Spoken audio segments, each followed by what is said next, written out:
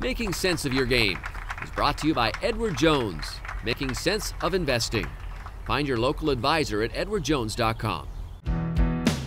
At the start of the PGA Tour season, players were fully aware that 3 of the 4 major championships were going to be contested at links or link-style courses. Chambers Bay, host site of the U.S. Open in June, was a complete mystery to those in the field.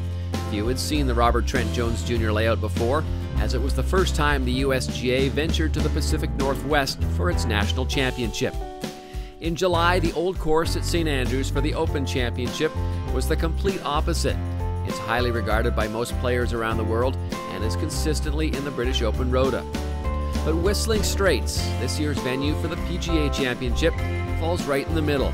It's hosted a pair of PGAs before in 2004 and 2010, yet nobody will really be comfortable trying to navigate its nuances and danger zones. Why? Well, Whistling Straits is an extremely long course measuring about 7,500 yards.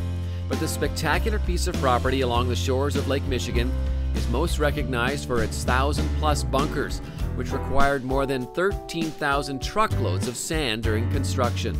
Whistling Straits is like links golf on steroids. I mean, the hills are gigantic and there's bunkers everywhere. So it's like a links course on steroids is the best way to describe it, and there's really no preparation for that.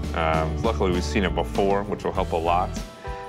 Visually intimidating. Pete Dye at his best, really, when it came to making you feel a little bit uncomfortable on the tee box and hitting into some of the greens. It's one of those places, it doesn't matter how many times you play it, you're going to find yourself in spots that you didn't really realize. I mean, it's just one of those types of courses with how many bunkers there are around that place. You sometimes can get in places that you didn't see when you were practicing. What most fans likely remember from 2010 is Dustin Johnson's penalty stroke for grounding his club in a bunker on the 72nd hole.